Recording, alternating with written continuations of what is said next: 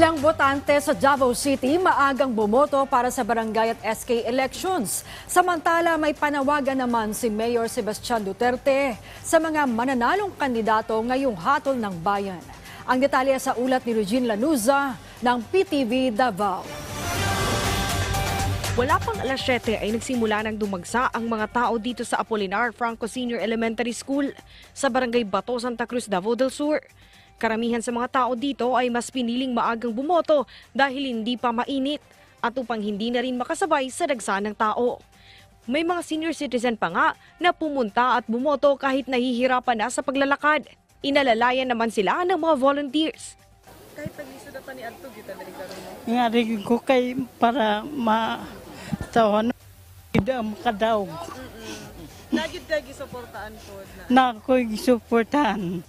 Atong suportahan nyo sila kaya aron mga gunsay kuwan sa panahon na atong masig na yung mga kaluoy nga nila. Alas 11 kaninang umaga ay paunti-unti na lang ang bumoboto. Ayon naman sa principal dito na si Leonila Berdin, wala naman silang gaanong naging problema sa botohan. Pero hindi na iwasan na may mga individual talaga na hindi nakaboto.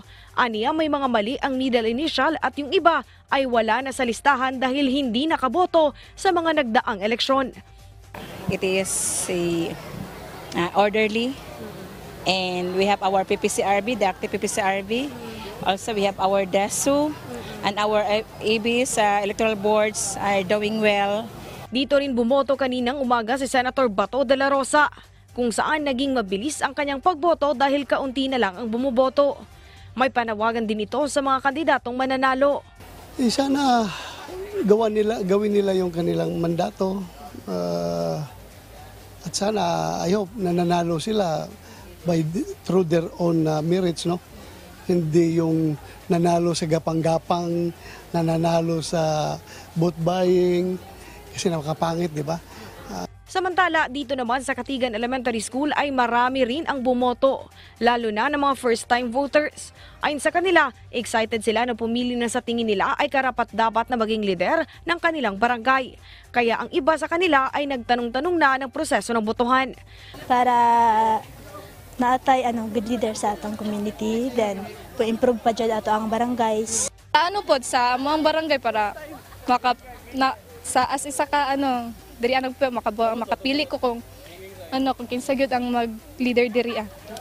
Samantala, dito rin bumoto kaninang alauna ng hapon si Davao City Mayor Sebastian Duterte. Mabilis din ang pagboto nito dahil kaunti na lang ang mga tao. Nanawagan naman ito sa mga mananalong kandidato na panindigan ang kanilang mga pangako. Samantala, sinabi ng alkade na naging matiwasay ang isinagawang eleksyon sa Davao City. Kumudaog mo, di maayo para ninyo. Respetuhan ninyo ang salig nga gihatag sa tao sa inyo ha. Panarbaho mo, pakita ninyo nga deserving mo ana inyong gidaogan nga pwesto.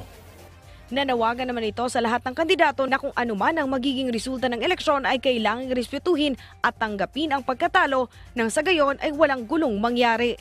Mula sa PTV Davao, Regine Lanuza para sa Bayan.